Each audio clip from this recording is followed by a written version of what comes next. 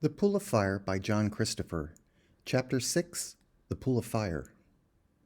I do not know what they thought was happening to them, but they plainly failed to work it out. Perhaps they thought it was the sickness, the curse of the Skludsy, operating in a new and more virulent fashion. I suppose the notion of poisoning was something they were incapable of grasping. They had, as we had found with Ruki, an apparently infallible means of sensing anything in their food or drink which could be injurious. Apparently infallible, but not quite. It is hard to be defensive toward a danger which you have never imagined existed. So they drank and staggered and fell. A few at first, and then more and more, until the streets were littered with their grotesque and monstrous bodies. The slaves moved among them, pitifully at a loss, occasionally trying to rouse them, timid and imploring at the same time. In a plaza where more than a score of masters were lying, a slave rose from beside one of the fallen, his face streaming tears. He called out, "The masters are no more, therefore our lives no longer have a purpose. Brothers, let us go to the place of happy release together."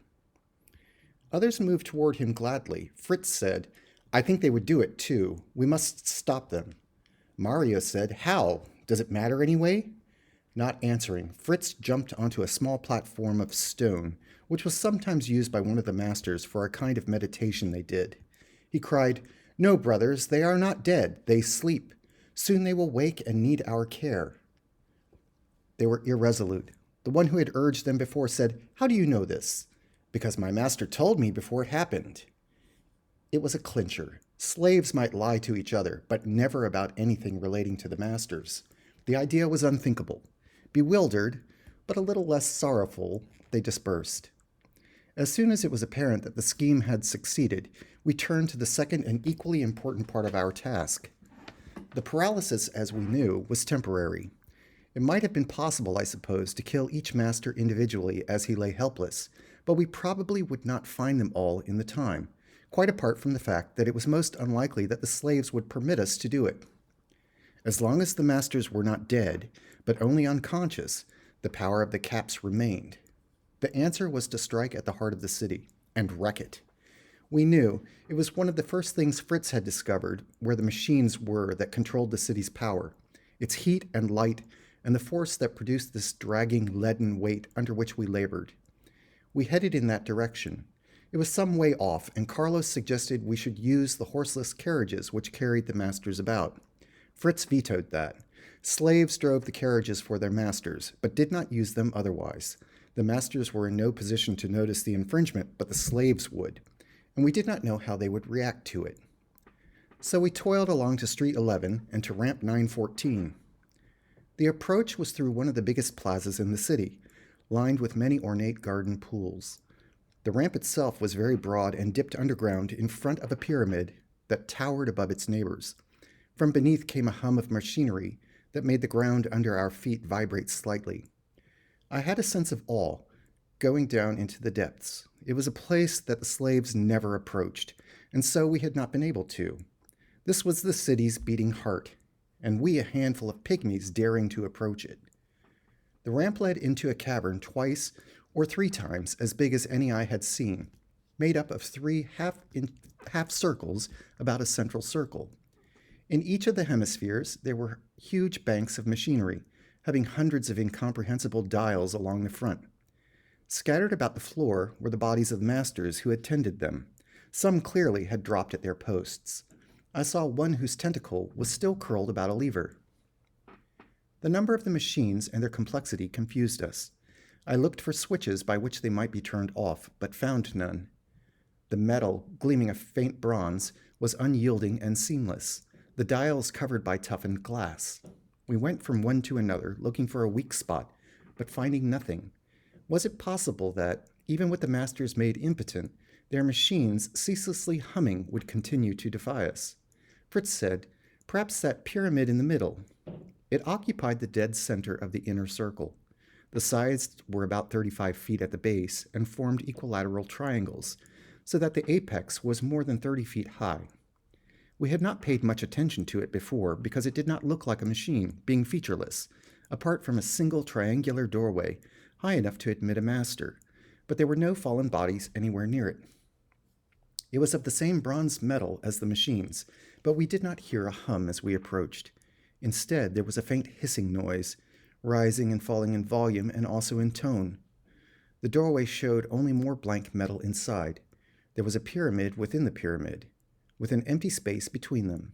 We walked along the passage this formed and found the inner pyramid also had a doorway, but in a different face. We went through and found ourselves facing a third pyramid inside the second. This too had a doorway, but in the side which was blank in the containing pyramids. A glow came from within. We entered, and I stared in awe.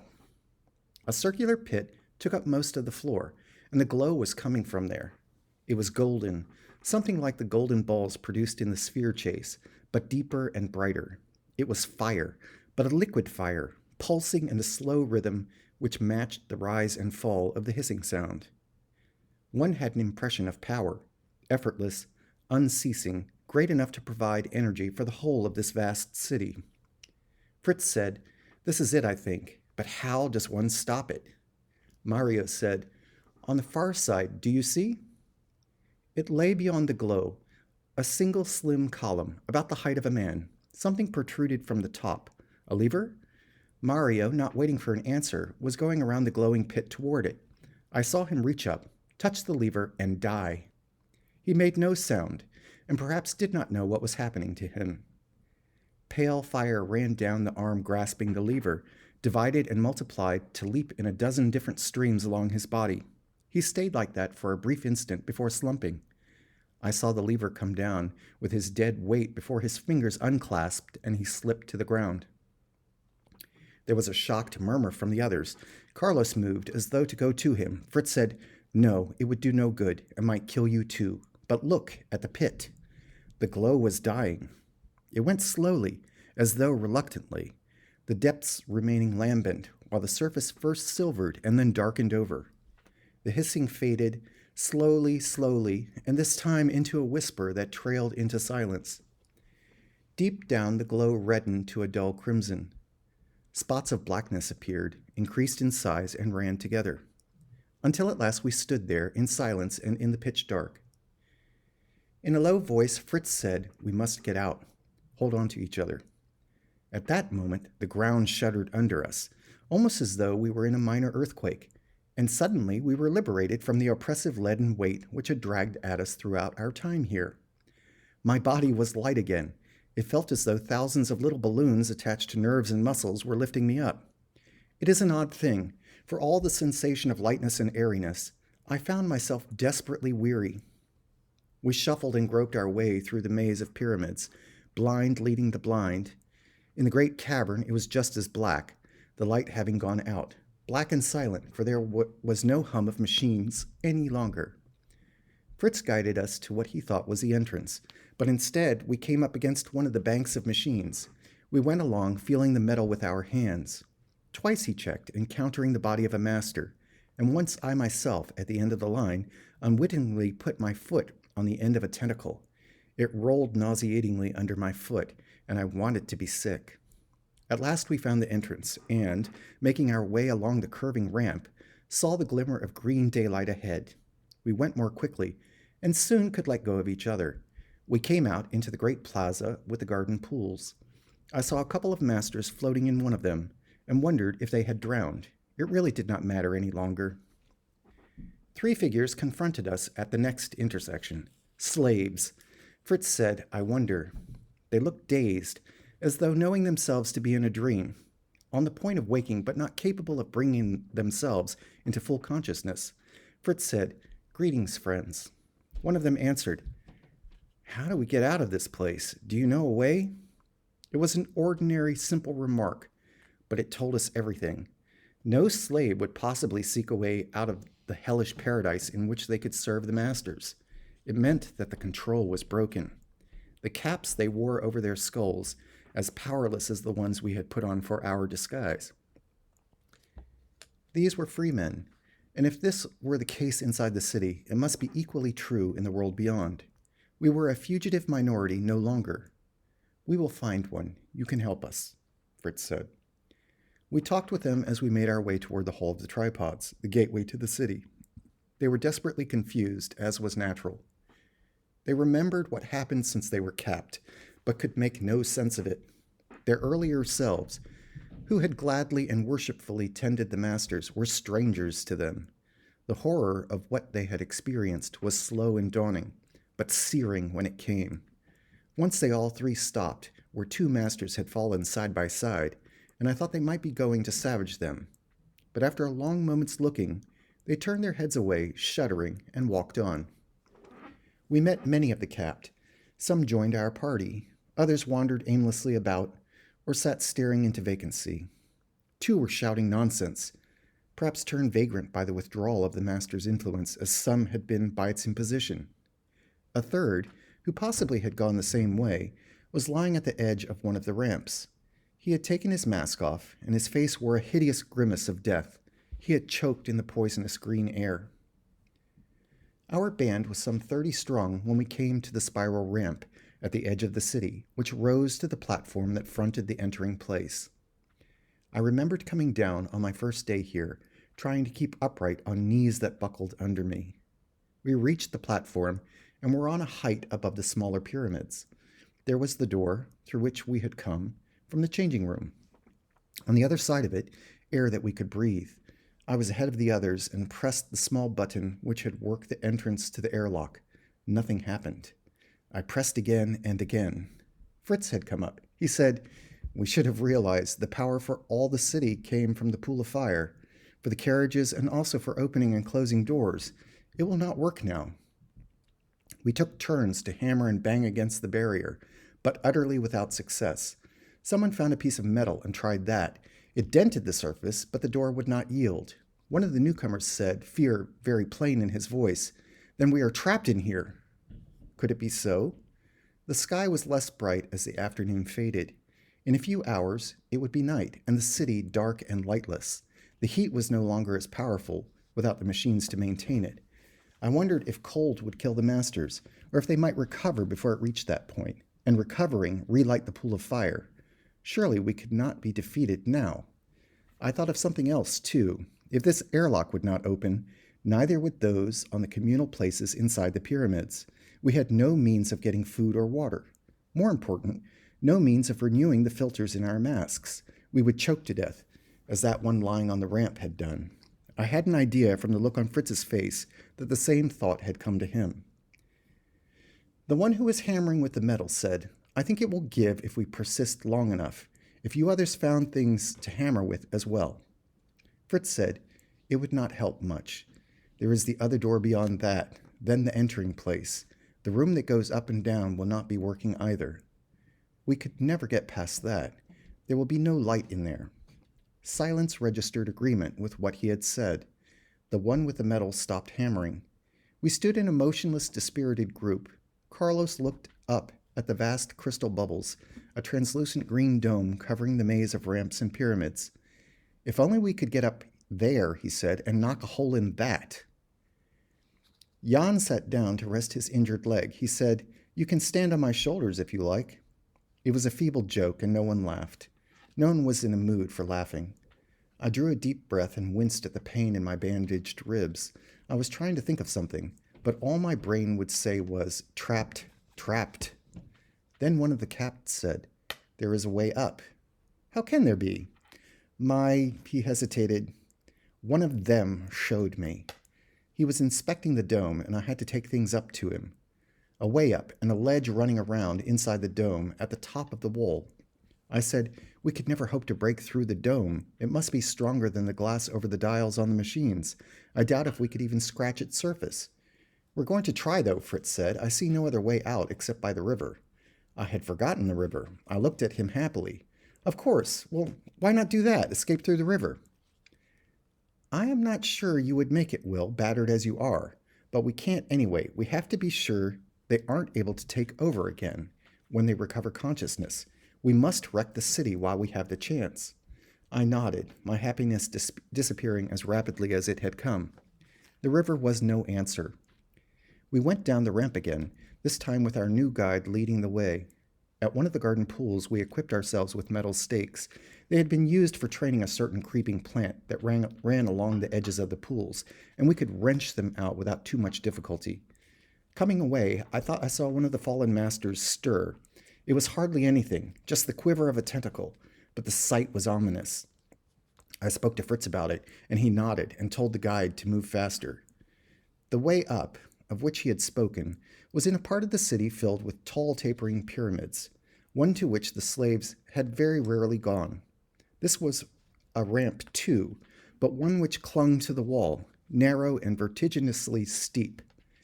He had warned us of that, and said that he did not know how he had climbed it on that earlier occasion, that he could not have done it if he had not had a direct order from the master.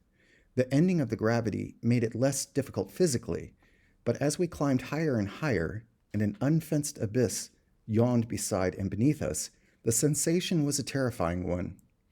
I kept in as close to the gleaming surface of the wall as I could, and after one horrified glimpse, did my best to avoid looking down. We reached the ledge at last. It too was unfenced, and no more than 4 feet wide. The masters must have had no sensitivity to heights. It ran along inside the wall as far as the eye could see in either direction. The edge of the crystal bubble came down to within about 8 feet of it. For one of the masters, of course, this would be below eye level, but for us, we had to try. Some made backs for the others, who clambered up and wielded their stakes awkwardly. I could not because of my ribs, but it was harrowing enough having to watch them. The ledge seemed to shrink, and an incautious movement precipitated the fear of their falling down to the ground, 200 or 300 feet below. They slammed at the crystal, and at the point where it joined with the metal of the wall, but there was no sign of a seam, they said, and no sign of their blows making any impression at all. A second team was forming farther along, and a third, but with no greater success. Fritz said, "Stop a minute." To the one who had guided us, he went on, "You met your master here?" He shook his head. "No, I did not see him. The command was to bring food and gas bubbles and leave them here. I stayed no longer than was necessary." "You did not even see him farther along the ledge?" "No, but he might have been out of sight. One cannot see across to the far side. One cannot see through the wall either. They could not live out there in ordinary air, and he did not have a mask with him." Fritz said, "They would need to be able to inspect the outside as well as the inside. It's worth searching for." He looked up at the sweep of crystal, with the pale disk of the sun well down toward the west. "Unless someone has a better idea." No one had. We set out to walk along the ledge in a clockwise direction. On our right was the precipitous fall to the city's streets. Some of the smaller pyramids looked like spikes, ready to impale that body that dropped on them. I felt sick from the height, and my chest was hurting badly again. I supposed I could have dropped out and gone back.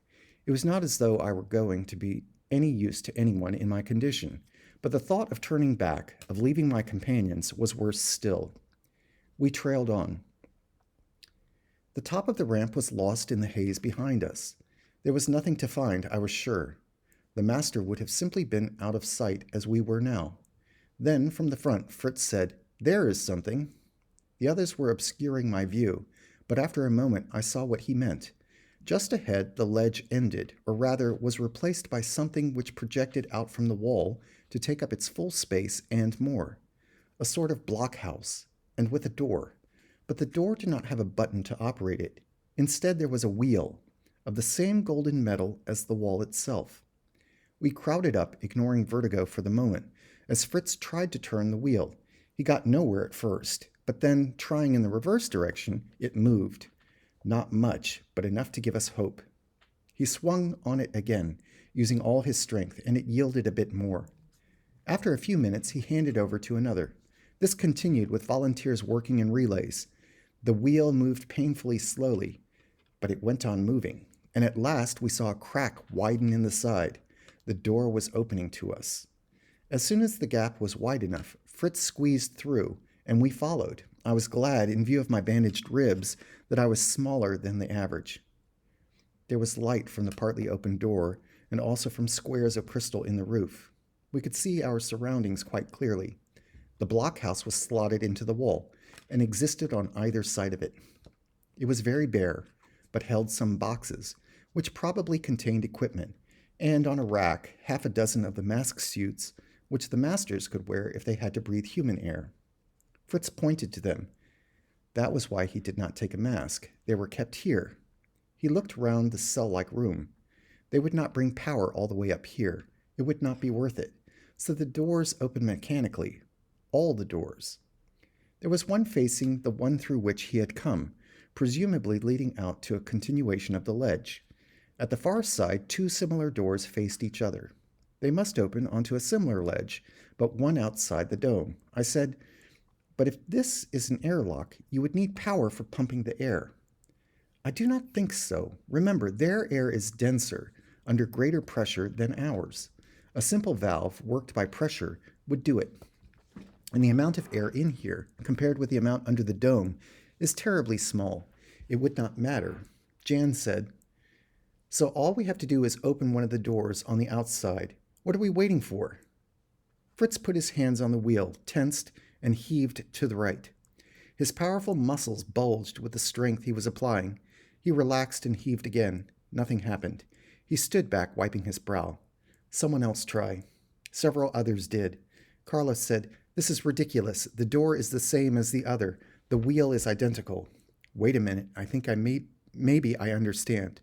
Close the inner door. The wheel inside matched the outer one. It turned, though with the same reluctance. These had been made for master's strength, not human. At last it was sealed. "Now," Fritz said. He heaved on the outer door's wheel again.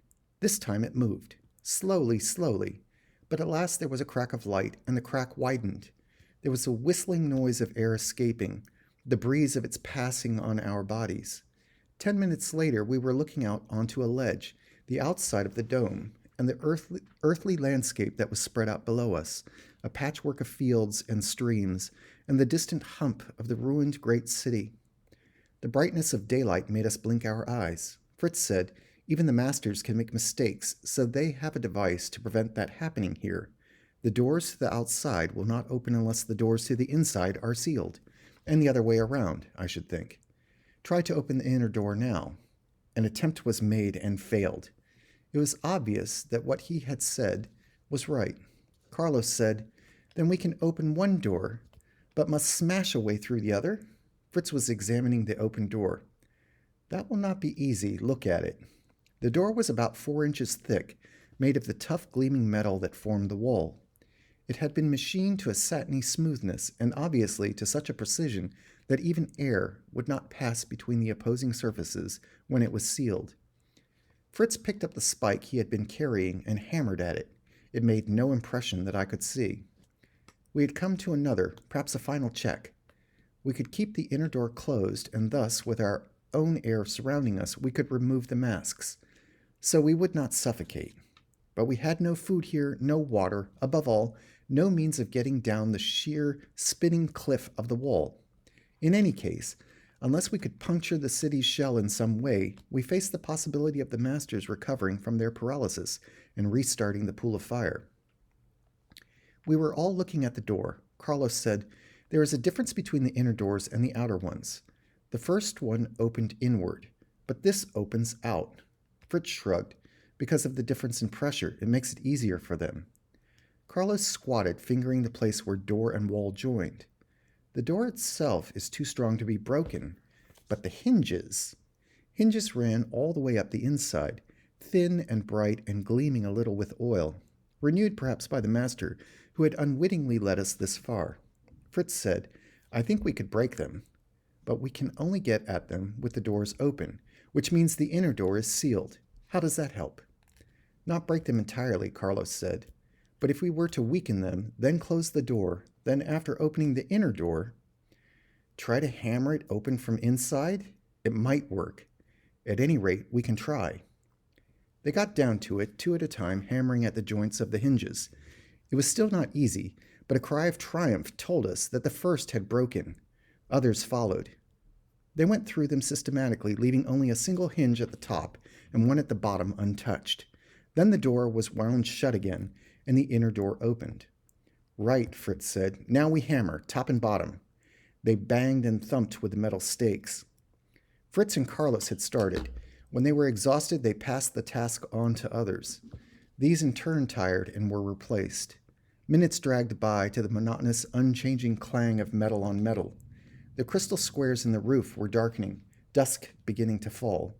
I wondered if the masters were stirring down in the streets, moving about in confusion but with a purpose, making their way toward the dark pit where the fire had danced, and still might dance. I said, "Can I have a go?" "I'm afraid you would not be much help," Fritz said. "All right, Carlos, you and I once more." The hammering went on and on. Then my ear caught something else, a sort of creak. It came again and again. "Harder," Fritz called. There was a sound of metal tearing. The two hinges must have given way almost simultaneously. The door began to fall, and I glimpsed the open sky, graying now. That was the last thing I noticed clearly for quite a time, because as the door collapsed outward, a great wind swept through the blockhouse, from open door to open door, a gale plucking one outward. Someone shouted, "Get down!" I dropped to the floor, and it was a little better there. I felt it tearing at my back, but I stayed where I was. It roared through, and it was like no noise of wind I had ever heard because it stayed on one note, unvarying, a harsh, unending bellow. I wondered that I could have thought the hammering monotonous. One could not speak above the din, even if one had not been too dazed to have anything to say. I could see the others scattered on the floor. It was incredible that it could go on for so long unchanging, but change came at last. The noise was covered by another, sharper, far louder, more terrifying. It sounded as though the sky itself was splitting and tearing to shreds, and a moment later the wind died. I was able to get groggily to my feet, only now realizing that my ribs were hurting even more because of my drop to the floor. Several of us went to the inner doorway. We looked out silently, too awed for comment. The crystal dome had shattered inward. Quite a lot still adhered to the top of the wall, but a jagged hole extended all across the center. Huge shards could be seen where they had fallen on the city. One seemed to be covering the sphere arena. I turned to look for Fritz. He was standing alone by the outer door. I said, "That's it. Not one of them could have survived." There were tears in his eyes, and one rolled down his cheek. Of joy, I thought at first, but there was no joy in his expression. I asked, "What's the matter, Fritz?" "Carlos." He gestured toward the open door. I said in horror, "No." The wind plucked him through. I tried to hold him, but could not. We looked out together. The wall was a precipice beneath our feet. Far, far down, a tiny square of gold marked the position of the door. Near it lay a small black speck. We ripped off the masks and could breathe ordinary air. The green air of the masters was spread out and been lost in the vastness of the world's ordinary atmosphere. We made our way back along the ledge and down the steep ramp into the city. I was glad we had not left it any later than this. Light was fading rapidly, and lack of visibility did nothing to improve my sense of dizziness. But we got down at last. The communal places were still barred to us inside the pyramids. We found stores of food, though, in open warehouses, and broke open the crates to eat it. There were drinking fountains in several places, put there to serve the thirst of passing masters, and we drank from them. The bodies of the masters themselves lay scattered about in the growing dark. We were joined by more and more of the capped. They were shaken and bewildered, and some had been injured by fragments of the falling dome. We cared for them as best we could. Then we settled down to endure a cold spring night. It was not pleasant, but at least the stars shone overhead, the diamond-bright stars of Earth. In the morning, shivering, Fritz and I discussed what to do. We still could not get through the entering place without a slow and arduous business of breaking down doors, and the door in the wall that opened to admit the tripods would be a well-nigh impossible proposition. We could escape by way of the river, of course, but that too would not be easy, in my case suicidal. I said, "We could tie things together to make a rope. There are stocks of the material they use to make clothes for the slaves. Let ourselves down the blockhouse." "It would be a long rope," he said. "I think it might be worse than the river, but I've been wondering." "What?" "All the masters are dead. If we were to start the pool of fire again." "How? Remember Mario?" "I do. The power killed him. But that switch was meant to be used." "By a tentacle. They are of a different substance to our flesh. Perhaps the power does not run through it. Are we to chop off a tentacle and use it to push the lever up again?" It's an idea, he said, but not what I had in mind. The fire was on when Mario grasped the lever. It died slowly. If it also starts slowly, do you see what I mean? There might be no danger until the fire is burning. I said slowly, "You could be right. I'll do it." "No," Fritz said decisively, "I will." We went down the ramp into the hall of the machines. The darkness was absolute, and we had to guess our way toward the central pyramid.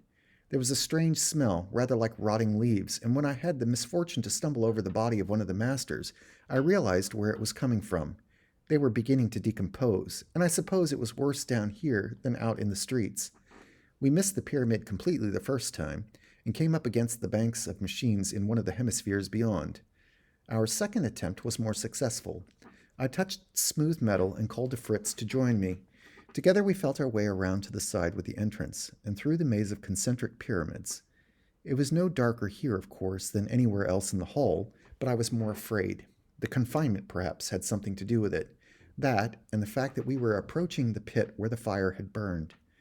As we came to the third entrance, Fritz said, "You stay here, Will. Come no farther." I said, "Don't be silly. Of course I'm coming." "No." His voice was flat and final. "It is you that are being silly. If anything goes wrong, you are in charge. A safe way out of the city will still need to be found." I was silent, recognizing the truth of what he had said. I could hear him edging his way around, avoiding the central pit.